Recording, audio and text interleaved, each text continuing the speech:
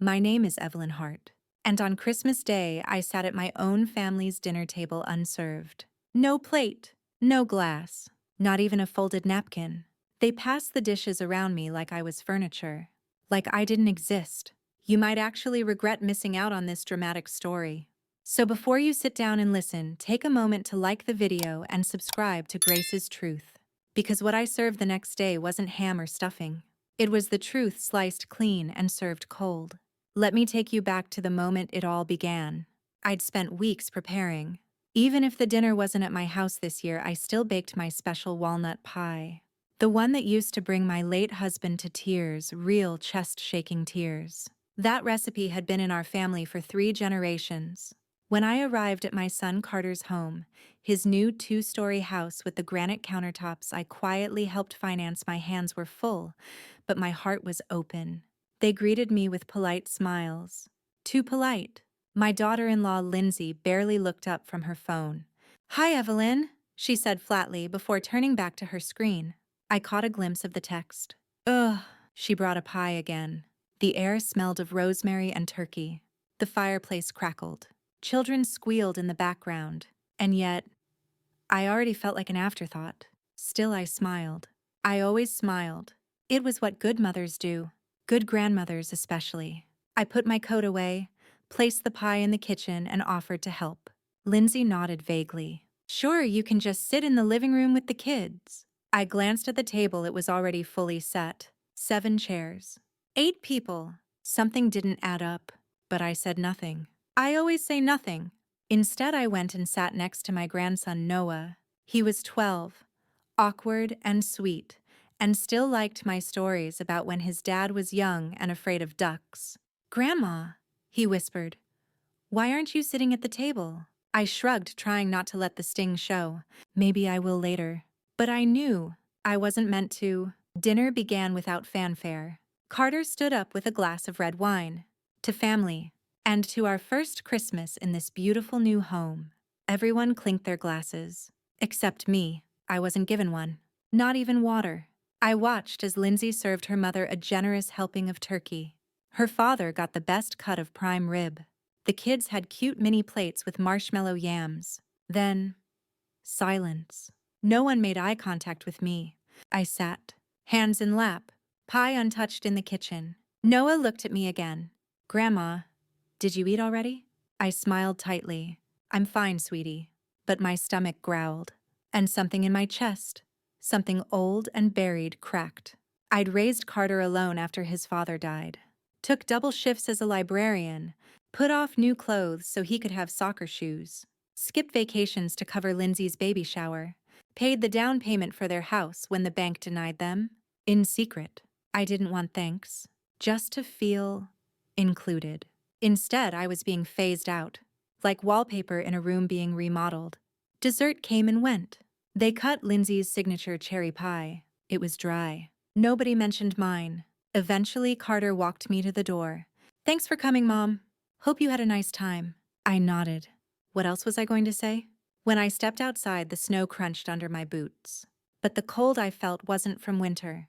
It was the kind of cold that comes when you realize you're not family anymore. You're just a formality. That night, I sat at my kitchen table and poured myself a cup of tea. I didn't cry. I didn't shout. I didn't call a friend. Instead, I opened my desk drawer and pulled out a file folder I hadn't touched in years. Because if they thought I had no seat at their table, they were about to learn exactly whose table they were sitting at. I opened the folder slowly, like I was unsealing something sacred. Inside, photocopies, emails, bank statements, years of them. It had been over a decade since Carter asked me for help with the house. He was 34 then, freshly married. A baby on the way. Lindsay was already pregnant with Noah, and they were desperate to move into a better school district. I remember the phone call like it was yesterday. "Mom, we're short on the down payment. Just $5,000 more. The bank won't budge." I didn't hesitate. Of course I helped. And when Lindsay lost her job during her second pregnancy, I paid the electric bill twice. When they couldn't afford Christmas gifts one year, I wired them money signed from Santa. All those little acts. They added up. I flipped through the statements. My name, My account. Every payment marked. Heart to Carter. Gift. But the most damning piece wasn't the bank transfers. It was the loan cosign form. The house Carter and Lindsay lived in, the one they hosted Christmas in, was underwritten by my credit. If I pulled out now, the bank could call the loan. The house. Gone. They didn't even own their own home. I stared at that paper. My signature. A decade of silence backed by a single stroke of pen. I could destroy them, but I didn't want revenge. Not yet. I wanted them to remember who I was. So I began writing. A letter not to Carter or Lindsay, but to the entire family. The kind of letter that couldn't be ignored. The kind that once opened couldn't be unread. Each word was deliberate, measured, filled with quiet truth. Not anger, not accusations, just facts. This is what you forgot. This is what I gave. This is what you took. I didn't need to scream. I'd found something far more powerful. Documentation. I emailed the letter to myself, time-stamped. Printed 5 copies. Then I dug through my old Christmas box and found 5 empty envelopes once meant for cards I never sent. Into each one went a copy of the letter. I sealed them, labeled them. Carter Lindsay, Noah Lindsay's parents, and the final one, myself? A reminder that I still existed. The next morning I woke early, made fresh coffee, put on the green cardigan my late husband gave me the Christmas before he passed. It still smelled faintly of pine and vanilla. I placed the 5 letters into a small basket, wrapped the untouched walnut pie in foil, and drove back to Carter's house. No invitation, no warning. They were still in pajamas when I knocked. Noah opened the door. "Grandma," I smiled. "Merry Christmas again, sweetheart." Lindsay came to the door next, clearly annoyed. "Evelyn, is everything okay?" I handed her the basket. "Just dropping off some leftovers. There's one for each of you." She took it without warmth. As I turned to leave, I looked at Carter. His eyes flickered, confused, maybe curious, but not concerned. Not yet. Back home, I sat in my chair and waited. Not for an apology, for the truth to do its work. Because the truth, like my pie, takes time to settle. And when it does, it's unforgettable. It didn't take long. By noon, my phone buzzed. Once, twice, then silence. No one left a voicemail. No one texted. But I knew. They'd read the letters. The truth has a way of acting like vinegar in a glass of milk, slowly curdling everything around it, especially pride. I spent the rest of the day in quiet satisfaction. I didn't need to be there to see their faces. I could picture it. Lindsay reading about the mortgage. Carter realizing the house wasn't really his. Her parents understanding they'd been enjoying Christmas under my name without even knowing it. And Noah, sweet Noah. He'd learn one day what his grandmother had done, what she endured in silence, what she gave freely until she was emptied. I walked outside and sat on my porch, letting the winter air nip at my skin. There's a freedom in truth. It burns, yes, but it also cleanses. The next day, I received a knock. Carter. Alone. His hands were empty, his shoulders tight. I didn't invite him in, just stepped outside and closed the door behind me. He looked at the ground. "Why didn't you ever say anything?" I didn't answer immediately. Instead, I looked up at the bare trees, the gray sky, the breath clouding from my lips. Then, because I wanted to believe it didn't matter. That love was louder than memory. But it turns out love can go quiet when no one listens. He winced. "I didn't know." I looked at him. That's the part that hurts most.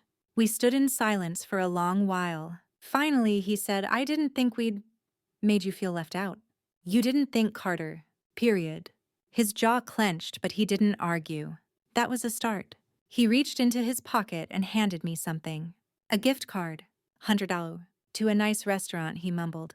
"Maybe you and a friend." I almost laughed, but I didn't, because I understood. This wasn't about the money. It was guilt shrink-wrapped and discounted. "I appreciate the gesture," I said, "but I'm not hungry." He looked wounded.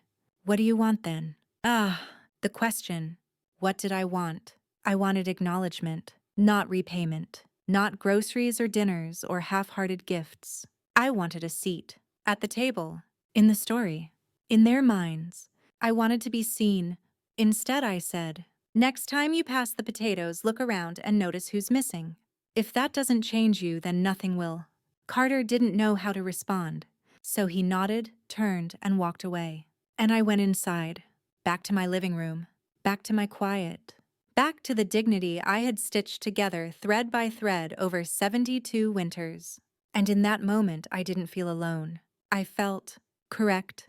The silence that followed wasn't empty. It was charged like the quiet after a slammed door. Over the next few days, there were no more knocks, no more gift cards, no apologies in the mail or long texts dripping with remorse. But something had shifted.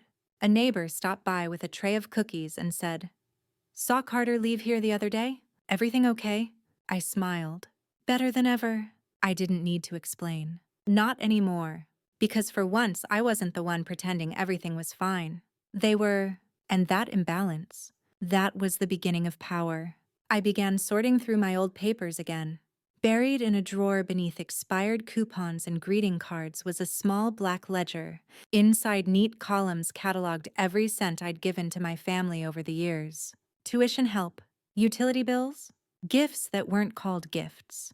Thousands of dollars. It wasn't that I wanted them back, but I wanted them to see it. So I made copies. I placed each transaction into a timeline, color-coded, annotated with references. The kind of spreadsheet that made truth undeniable. Then I did something no one expected. I mailed a copy to my lawyer. Her name was Tasha, sharp, mid-30s, fierce red lipstick and a reputation for loving underdogs. She called me the next morning. "Evelyn, what do you want me to do with this?" I leaned back in my chair. "Hold on to it, for now. But I want to add a clause to my will." "Of course," she said. "What kind?" "I want Carter and Lindsay to inherit only if they complete a course on elder respect and family care. Certification required." There was a pause, then a chuckle. "You're dead serious." "I'm 72, Tasha. I don't have time for being unserious." We made the changes. I added another clause. Any pie recipe passed down from me could not be sold, trademarked, or credited to anyone but the Hart family line. Petty. Maybe. Precise. Absolutely. 1 week later, Noah showed up at my door. Alone. Wearing a hoodie 2 sizes too big and dragging a backpack behind him. "Dad dropped me off," he said. He said I could spend the weekend. I blinked. "Did he ask me first?" Noah shrugged. "He said you'd be okay with it." I didn't want to stay home anyway. I hesitated, then stepped aside. He walked in, kicked off his sneakers, and looked at me. "You were right," he said quietly. "About what?" "That day. I saw it." "You didn't eat?" "Nobody noticed but me." I swallowed hard. "I noticed." He nodded. "I told Dad I didn't want to go to Christmas again if you weren't there." My heart cracked open like a soft-boiled egg. I walked over, put my hand on his shoulder, and asked, "Are you hungry?" He nodded. We made grilled cheese together. He buttered the bread while I grated sharp cheddar, and I told him about the first time his father tasted mustard by mistake and cried. Noah laughed so hard he nearly spilled the soup. When we sat down to eat, he looked at me seriously and said, "Grandma, you always belong at my table." I couldn't speak, because in that moment the child became the bridge the adults refused to build. And I realized, sometimes the truth isn't served with drama or destruction. Sometimes it's a sandwich and a soft promise in a 12-year-old's voice. Noah stayed the entire weekend. He helped me decorate the little fake tree I kept in the corner of my living room, the one with mismatched ornaments and one flickering bulb that refused to die. He didn't complain once. We baked cookies, watched old Christmas movies, and played Scrabble on the same board his father used when he was a boy. I couldn't remember the last time my house felt so alive. Late Sunday afternoon, as I drove Noah back to Carter's house, he reached across the car and held my hand. "Grandma," he said, "you're the only one who listens." I swallowed hard and squeezed his fingers gently. That night, I received an email. From Lindsay. Subject: "You've made your point." No greeting. No warmth. Just 4 paragraphs dripping with passive aggression. "I understand you feel hurt by what happened. That wasn't our intention. If you had brought it up at the time, maybe we could have addressed it like adults." And then, the kicker. Sending out letters and financial statements was inappropriate. It made the entire family uncomfortable. Uncomfortable. Not apologetic. Not reflective. Just Exposed. I stared at the screen. Then without hesitation I clicked reply and typed, "Dear Lindsay, what made you uncomfortable was not the truth itself, but that the truth disrupted the narrative where you were always the center. You're right, I should have spoken up sooner. But years of being silenced or ignored taught me that silence was easier. You made that clear every time I wasn't invited to decisions or holidays or conversations that affected me directly. I don't want a confrontation. I want respect. And I won't settle for less anymore. Best regards, Evelyn." I hit send, then blocked her. Yes, blocked her. Because some boundaries are not petty. They're necessary. 2 days later, Tasha, my lawyer, called again. "I've filed everything she said. It's legal and binding. I even added a clause about excluding beneficiaries who demonstrate documented emotional neglect."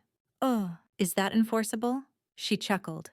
"Let them try me." I updated my emergency contact information, took Carter off, added a neighbor who checked on me weekly, added Noah's school counselor as a secondary just in case. Then I bought myself something I hadn't had in years. A new dress. Deep emerald green with silver embroidery at the cuffs. I didn't buy it for a party. I bought it because I deserved to feel beautiful, even if I was the only one to see it. When I wore it that Sunday to church, 3 different people told me I looked radiant. Radiant. Me, Evelyn Hart. The invisible woman who sat through a Christmas dinner like a ghost was now impossible to ignore. And I had no intention of fading again, because what they didn't serve me that day, kindness, respect, belonging, I would serve to myself, and it tasted like freedom. The following week, something unexpected happened. I received a handwritten letter, not typed, not emailed, not folded into some passive-aggressive Christmas card. A real letter on linen paper in a trembling hand I hadn't seen in decades. It was from Carter's Aunt Miriam, my late husband's sister. "Dear Evelyn, I heard what happened. Not from Carter. From Noah. I'm sorry. I wish I could say I was surprised. But I always feared this day would come. I remember when you first married into the Hart family. You were so full of life. Your laugh could light up a whole room. And then over the years I watched that light dim little by little because you kept giving without asking for anything back. I just wanted you to know. Some of us did notice. You deserved better. If you ever want to talk or visit, I'm here. Love always, Miriam." I sat on the edge of my bed and wept, not because of the hurt, but because someone after all this time had witnessed it, had seen me. That letter did more for my healing than Carter's 100 apologies could have ever done if he even bothered to give one. Later that day, I went for a walk through my neighborhood. Snow dusted the trees. A few homes still had twinkling lights left over from Christmas. I stopped at the local cafe, the one I used to take Noah to when he was little. The barista Amelia recognized me instantly. "Miss Evelyn, where've you been?" I smiled, reclaiming my time. She laughed and handed me a peppermint mocha on the house. "Well, you look like a woman on a mission." I sipped the warm drink and sat near the window watching couples walk by children pulling sleds. And that's when I saw Lindsay. Through the glass, on the sidewalk. Alone. She didn't come in, didn't wave, but she saw me, and I saw her see me. The moment passed quickly, but I held on to it, because that too was a kind of power. To be where you're not expected, to be visible when they'd rather you weren't, and to not need them to walk through the door. That evening, Noah called. "Grandma, I told my teacher about our Christmas." "Oh," she asked me to write a story about it. "What did you write?" "That sometimes people forget the most important person at the table. But if you listen real hard, she's still speaking, even if it's quiet." My throat tightened. "That's beautiful," I said. "I think she cried," he added proudly. I laughed. "Well, then you're definitely my grandson." Noah paused. "Do you think next year we could do our own Christmas dinner? Just you and me." I didn't hesitate. "Absolutely." Because in that moment I realized something profound. They may have erased me from one holiday, but I had reclaimed a future. And this time I was setting the table. The new year arrived quietly. There were no champagne toasts, no raucous countdowns. Just me, a warm mug of tea, and a sense of clarity that I hadn't felt in years. In the days that followed, I began taking small steps towards something that felt almost radical. Self-celebration. I signed up for a watercolor class at the community center. I began attending Wednesday evening book clubs at the library. And on Sundays, instead of heading straight home after church, I lingered, spoke with neighbors, exchanged recipes, even flirted mildly with a widower named Harold who wore suspenders and had a dimpled smile. It wasn't about revenge anymore. It was about resurgence. But life has a funny way of tugging at old wounds when you least expect it. It was mid-February when I received another email, this time from a woman I didn't know. Subject line: "You don't know me, but I know you." I hesitated before opening it. "Hello, Evelyn. My name is Dana. I'm Lindsay's sister. We've only met once years ago at your anniversary party. I hope you don't mind me reaching out. I had dinner with Lindsay last week, and she spent the entire time venting about you. Honestly, I was shocked. The more she spoke, the more I realized how distorted her version of the story was. She framed you as manipulative, dramatic, even unstable. I knew something didn't add up. So I started reading. I found the copies of your letters she left when out in the open, and... Evelyn, you didn't sound angry. You sounded heartbroken. I just wanted to say, I see you, and I believe you." I exhaled slowly. Another unexpected thread of validation, this time from someone who had no obligation to defend me. And yet she did. It reminded me of something my mother once said. Truth doesn't need to be shouted. It just needs to be heard by the right ears. The next week, Carter invited me to lunch. He said he wanted to talk. In person. Part of me wanted to decline. I was tired of words without weight. But a small part, perhaps out of habit or hope, agreed. We met at the same diner where I used to take him after soccer games. He was already seated when I arrived, fidgeting with his napkin. "Thanks for coming," he said. I nodded but didn't smile. I've been thinking about everything he began. About how Christmas went. About how it's been for a long time. I let him talk. He apologized. Stumbled through explanations. Talked about stress, about Lindsay's pressure, about how he'd checked out of Family Matters and just let things happen. "I never meant to make you feel unwanted," he said finally. I sipped my water. "But you did." He looked down. "Yeah, I know." There was silence. Then he pulled out a folded piece of paper. "I drafted this. For Noah. It's a letter explaining what really happened. I want him to know the truth. And I want him to know I'm trying to change." I read it. It wasn't perfect, but it was honest. "That was new. You should give this to him," I said. "I will." He hesitated. "Would you ever consider having dinner with us?" "Not now, but one day." I didn't answer right away. Instead, I said, "Carter, I've learned something important." "What's that?" "Forgiveness isn't a table I serve others at anymore. It's one I set for myself. If you're hungry for reconciliation, you'll have to bring your own plate." He nodded, slowly, as if letting the words sink deep. And for the first time in years, I saw it. A flicker of humility in his eyes. Not fear, not guilt. Just recognition. And maybe that would be enough to build something new. Or at the very least to stop the bleeding. The seasons changed, and with them so did I. By the time spring rolled around, my days had taken on a different rhythm. They were no longer filled with quiet resentment or hollow anticipation. Instead, I found joy in small rituals. Watering my herb garden every morning. Volunteering twice a week at the local library's story hour. Hosting tea with a few women from my watercolor class, each of us bringing something homemade and something from the heart. I was thriving. But life, in its strange poetry, wasn't quite done with its surprises. One afternoon, while reorganizing my attic, I came across an old video cassette. The label was handwritten in my late husband's bold scrawl. "Eve's Christmas Surprise, 1994. Curious, I dusted off an old VHS player and plugged it in. The screen flickered to life. There I was, 30 years younger, cheeks flushed, eyes sparkling, standing in front of a Christmas tree, with Carter and his sister dancing around me. And then, there he was, my husband, holding the camera, narrating softly. "Evelyn always makes Christmas magical," he said. "She's the heartbeat of this family. Don't ever forget that kids." I pressed pause. The silence afterward felt heavier than anything Lindsay or Carter had ever said. Because that one sentence, "She's the heartbeat of this family," had been buried beneath years of neglect, forgotten, ignored. And yet here it was, undeniable, eternal. Tears streamed down my face not from sadness, but from a deep, aching validation. My husband had seen me. My children had once known. The erasure wasn't total. It had just been rewritten over time. But the original narrative still existed, and I could reclaim it. Inspired, I began a new project. I gathered old family tapes, scanned photographs, dug out recipes written in my mother's hand. I began assembling what I called the Hart Ledger, a digital scrapbook documenting my family history through my eyes. Not just births and graduations, but stories. The time I stayed up all night sewing Carter's Halloween costume because he wanted to be a mango ninja. The way Lindsay used to curl up on my lap and ask for the princess grilled cheese with the crusts cut off.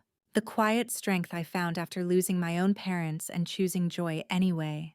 I included photos, letters, audio recordings, even a few pages from my old journals.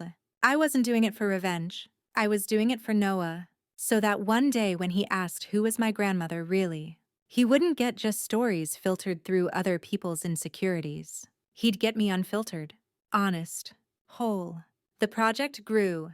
Friends asked if I could help them do the same for their families. So I started hosting legacy nights at the community center, helping elders document their lives. The turnout was overwhelming. People wanted to be remembered, not for what others said they were, but for who they knew themselves to be. One night, a woman named Greta stood up and said, "This is the first time I felt like my story mattered."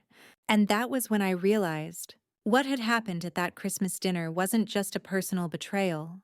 It was part of a larger story, one that too many women live but never tell. So I started writing it all down. Not just the pain, but the power that came after. And in doing so, I wasn't just reclaiming my seat at the table. I was building a new one. By early summer, the town had begun to see me differently. Not because I wore fancier clothes or spoke louder in public, but because I walked with something I hadn't carried in years. Dignity that didn't ask for permission. I wasn't just Noah's grandma anymore, or that woman who was left out at Christmas. I had become quietly and steadily a keeper of stories, mine and others. I started receiving letters from people I didn't know. Messages slipped into my mailbox at the community center, sometimes unsigned. One read, "I watched your family ignore you for years, Evelyn. I always thought, if someone like her can be invisible, what chance do the rest of us have? But now, I see you. And I see me in you. Thank you." Another came from a young mother. "My mother lives with us. I resented her. I treated her like she was just in the way. But after reading your project, I cried for hours. I never asked about her life before me. Tonight, I made her tea and asked her to tell me everything. She cried too. Each note confirmed what I already suspected. My silence at that dinner table wasn't the first. But maybe my response would start something new. One warm July afternoon, I sat on a bench outside the bakery where Lindsay and I used to go every Friday when she was a teenager. Back then, it was our special ritual. A chocolate croissant for her, a lemon tart for me. She'd share her school crushes. I'd pretend not to know she was sneaking mascara. Those memories used to sting, but now I let them breathe. People change. That much is true. But so do boundaries. And I had learned that loving someone didn't mean letting them keep hurting you. As I watched the clouds drift by, I heard a soft voice beside me. "Grandma, Noah." I smiled. "What brings you here, sweetheart?" He sat beside me, legs swinging. "Mom and Dad are fighting again," he said quietly. "About you." I braced. He glanced at me, nervous.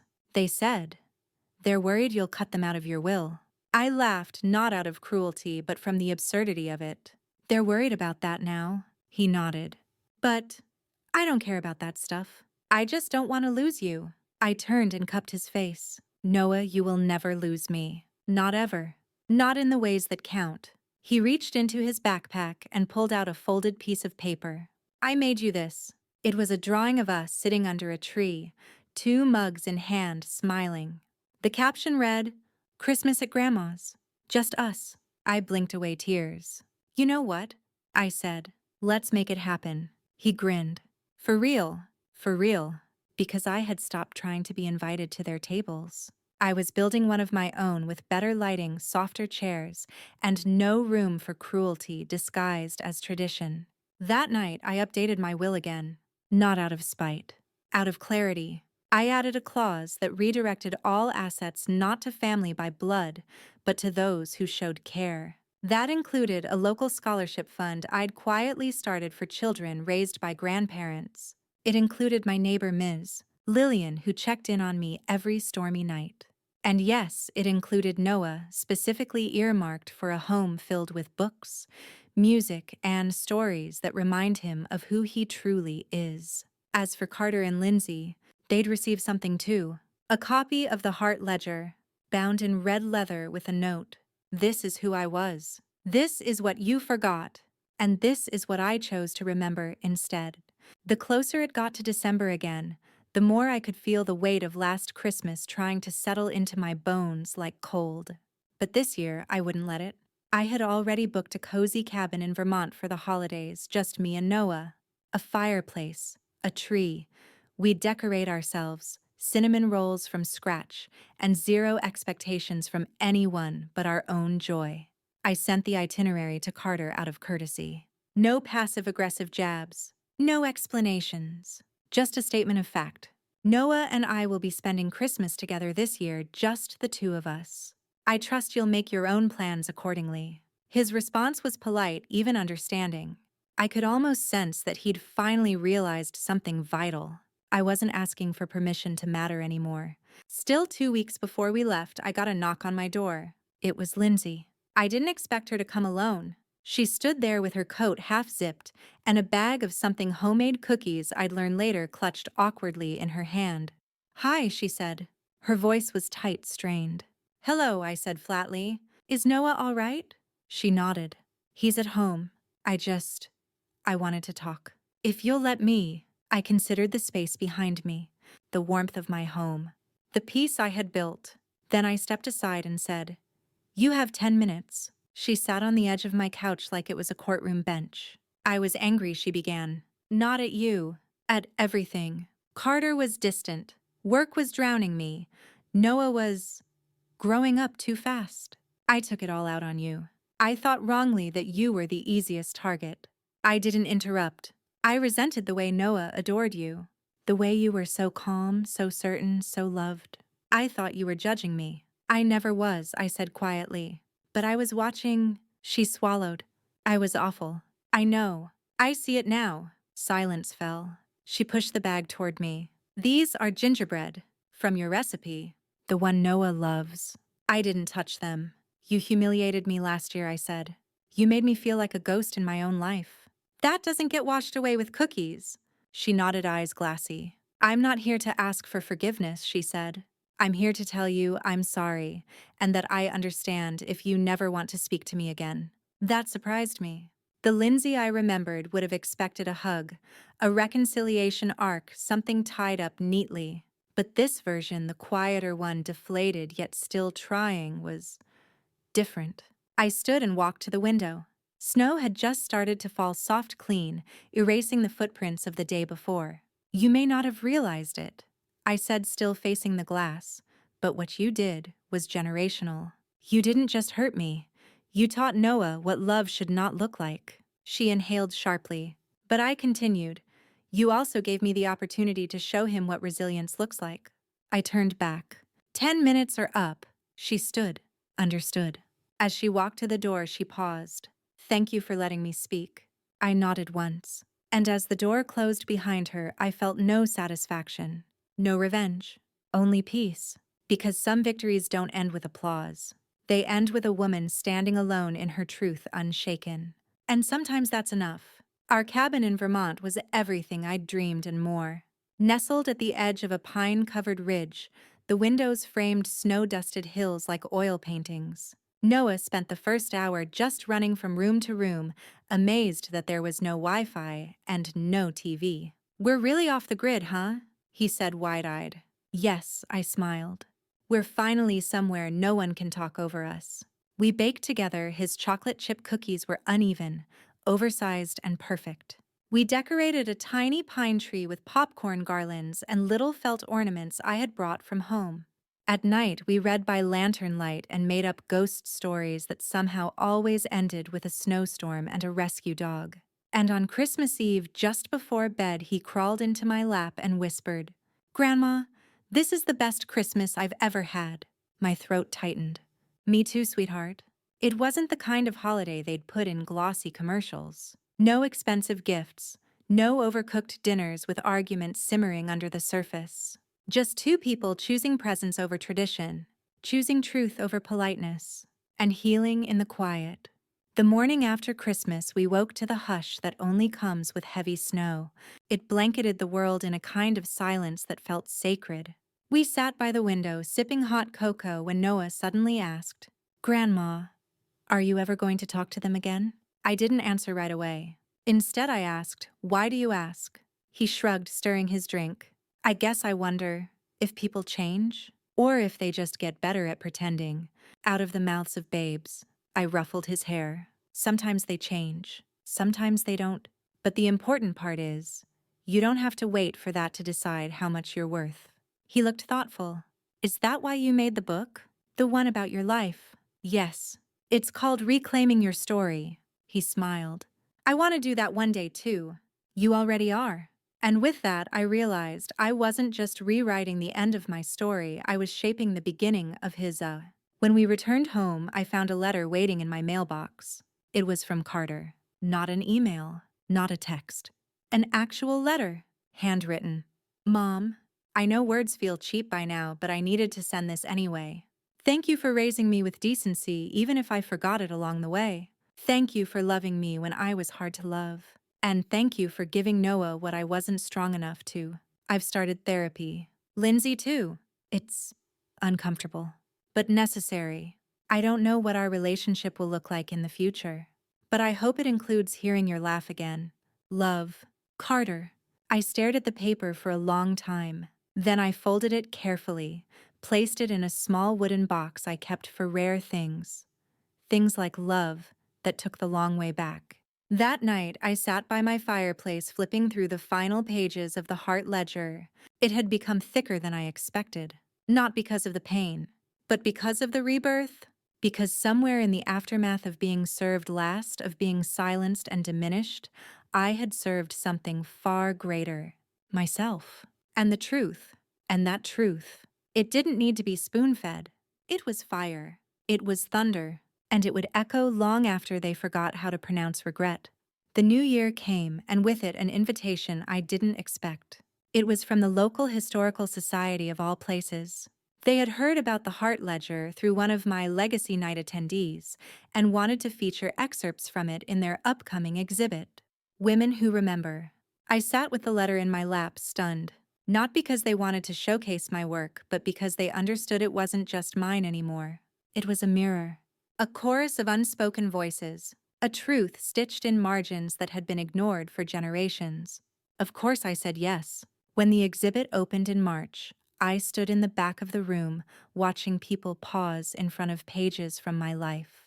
My childhood photo, a quote about grief and resilience, a scanned recipe card from my mother stained with cinnamon. And there, in bold script under a framed image of my young face, was this line: "I wasn't invisible. I was just waiting for the world to look up." Noah held my hand the entire time. He whispered, "I'm proud of you, Grandma." And for the first time in a long, long while, I believed someone meant it without condition. A week later, I got a call from Lindsay. Not a groveling call. Not a dramatic monologue. Just, "Evelyn, I know trust doesn't return overnight, but if you ever feel like making gingerbread again, Noah would love to help. And I'd like to learn too." There was no manipulation in her voice, just the quiet humility of someone who had finally realized that love isn't owed, it's earned again and again. I told her I'd think about it. And I did, but not because I needed her to be sorry. I had already healed without it. I thought about it because Noah deserved a mother who understood how to carry grace. Because I was no longer a woman trying to get back into their lives. I was a woman deciding if they deserved a place in mine. A few nights later, I hosted my final Legacy Night of the season. The room was packed, men and women, young and old, all with stories bursting at the seams. We lit candles, passed around photo albums, and shared one truth after another. One woman stood up. Her name was Teresa. She had been quiet through the entire session, but now her voice trembled as she spoke. Last Christmas, my son asked me to eat in the kitchen while his wife's family used the dining room. He said it was less awkward that way. I didn't say anything. I just went along with it. But now, hearing your story, I wish I hadn't. She looked at me. I wish I had done what you did. I walked over and held her hand. You still can, I whispered. It's never too late to serve the truth. And with that, I knew what the final chapter of the Hart Ledger would be. Not just a personal reflection, but a guide, a manifesto. For every woman who's ever been told to sit down, be quiet, or eat last, there's a seat waiting at your table. Set it, light the candle, serve the truth, and never apologize for being hungry again. Spring arrived gently like a slow forgiveness. The tree outside my kitchen window bloomed in pale pink. Noah came over every Saturday to read with me or bake, or simply sit in silence, feet tucked under mine like a cat. It was our rhythm now, steady, simple, sacred. I was planting tulips one morning when I heard the soft crunch of gravel in the driveway. It was Carter. He stepped out of his car holding a cardboard box. Not flowers. I wiped my hands on my apron and waited. Hi, Mom, he said, his eyes scanning mine for temperature. Carter. He held out the box. I brought some of Dad's old things. Thought you might want them? I hesitated. It was a small gesture, but in our family, small gestures were tectonic shifts. I took the box, placed it gently on the porch bench. Thank you. He didn't move, just stood there uncertain. His body looked thinner, softer. I've been going through a lot, he admitted. Therapy's hard. Makes you realize how much you didn't know. I nodded slowly. That's the beginning of knowing. He chuckled, but his voice cracked. Lindsay said she spoke to you. She did. I wasn't sure if you'd ever let us in again. I met his eyes. I don't know if you want to be let in, or if you just don't want to be shut out. He flinched, then sighed. Fair. The silence stretched. I'm not here to fix everything, he said. I wanted to tell you I miss you, that I see it now. What we did, I wanted to believe him. Some part of me did. But belief, like forgiveness, is a bridge, not a doorstep. I'm glad you came, I said. But I'm not the same woman you left at that table. He nodded, eyes moist. I know. He turned to go, then paused. Noah said this was the best year of his life. Thank you for that. And then he drove away, leaving me with a box of memories and a blooming garden.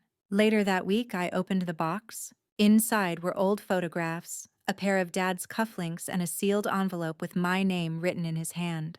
I opened it slowly. Evelyn, if you're reading this, it means your heart has been bruised again. I don't know who did it this time, but I do know this. You are not made to be forgotten. You are the thread that holds generations together. When they forget, that remind them not with words, but with how you walk away. And when they come back, make sure they come bearing something more than guilt. Make sure they come ready. Proud of you always. Dad. I folded the letter slowly, tears sliding silently. Because even in death he knew me. Even in silence he had left me a voice. And maybe, just maybe, that voice had been waiting all along, not to scream, but to rewrite the ending. Summer swept in like a long exhale. Noah turned 10 that June. He insisted I be the one to bake his birthday cake vanilla with strawberry frosting, just like I used to make Carter when he was small. The party was simple. A few close friends, balloons drifting lazily in the sun, laughter that carried across the lawn. For the first time in years, I allowed myself to enjoy the celebration without checking if I was taking up too much space. I was done shrinking. Carter and Lindsay came too. They stayed in the background, mostly letting me move freely in Noah's orbit. But I noticed the way Lindsay watched me, eyes softer now, like she was studying Grace in real time. At the end of the party, Noah hugged me tightly and said, I think this year was a turning point. I smiled. For who? For all of us? I didn't answer, just kissed the top of his head and whispered, I hope so. A few days later, the Historical Society asked if I would speak at their fall storytelling event. They wanted me to read an excerpt from the Hart Ledger. But more than that, they wanted me to talk about why I had written it. I hesitated at first. There was something terrifying about stepping fully into your story when so many people had tried to rewrite it. But eventually I agreed. That October, I stood on a small wooden stage in the old town hall, the spotlight warm on my shoulders. The room was full faces, both familiar and strange.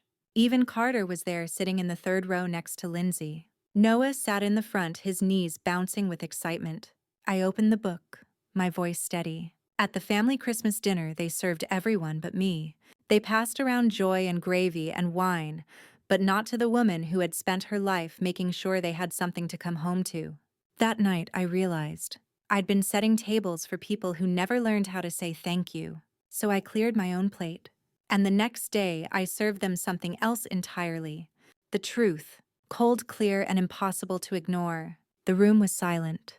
Then came the applause, hesitant at first, then thunderous. Afterward, people came up to me in small groups. An older man with a cane whispered, "My daughter hasn't spoken to me in 10 years. Tonight, I think I finally understand why." A young mother said, "Your story. It made me call my grandmother." And Lindsay, she approached last, quiet, alone. "I've read your book," she said, holding it gently like a sacred thing. Twice. I raised an eyebrow. She looked down. I saw myself in it. "In the pages you probably never meant for me to read." "I wrote it for whoever needed it," I replied. "Even the ones who hurt me." She bit her lip, then looked up. "I don't expect things to go back, but I hope someday they can go forward." I didn't answer. Not right away. Then I said the only thing that felt true. "Forward starts with you." She nodded. And in her eyes, I saw for the first time not apology, but accountability. Thanksgiving arrived like a memory you brace for, hoping it softened with time. This year, Noah asked if he could host it with me. Just the two of us, he clarified, but with enough food to make it feel like a crowd. We cooked together from dawn. He made mashed potatoes from scratch, peeling each one with the focus of a surgeon. I roasted a turkey small enough to fit our table, but big enough to smell like tradition. We laughed, spilled gravy, danced to jazz in the kitchen. It was nothing like the Thanksgivings I used to host, but maybe that was the point. That afternoon, I got a text from Carter. "We're with Lindsay's parents this year, but Noah told me he wanted to be with you. Thank you for letting him. I hope one day you'll let me earn my place at your table again." I stared at the message for a long while, and then I replied, "Tables aren't earned, Carter, but trust is. Keep showing up and we'll see." There was no reply for hours, until, "I will. I promise." And for once, I believed him. That night, after Noah had gone to bed, his face flushed with warmth, and I sat on the porch wrapped in a shawl, watching stars press through the inky sky. My life hadn't turned into some perfect Hallmark redemption arc, but it had become mine again. I had spoken my truth not in bitterness, but with clarity. And in doing so, I had found something most women like me are never offered. Closure. Not the kind that comes with apologies or compensation, but the kind you give yourself when you stop waiting for someone else to validate your worth. I'm writing this last chapter from my study, a candle flickering beside me, the scent of cinnamon and cedar in the air. The Heart Ledger is done now. All 264 pages.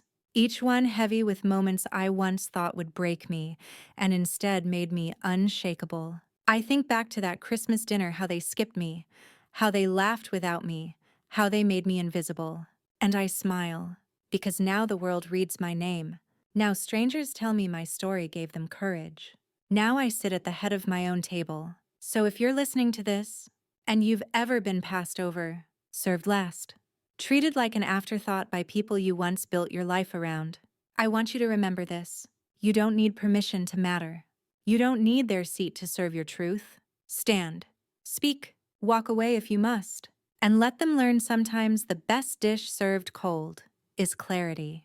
It took nearly 70 years for me to find the words that I now speak freely. And I know I'm not alone. Every week since the first Legacy Night, women have come to me with stories so familiar they make my bones ache. Tales of birthdays, ignored kindness, exploited love, mistaken for obedience. What we share isn't just pain, it's awakening. There is something quietly radical about an older woman telling her truth, not yelling, not begging, just stating it. Without apology, that Christmas dinner, it didn't end with plates or pie. It ended with a fire lit deep inside me, one that still burns through every word I write, every story I carry. You don't need a perfect ending to write your final chapter. You just need to begin. So I'll leave you with this. They once skipped my plate. Now the world reads my book, and every page is a feast of what I survived. So tell your story. Speak the unspeakable. And remember, silence may be polite, but truth will set your table. Tune in next week for another story from Grace's Truth, where every quiet woman finally gets the last word.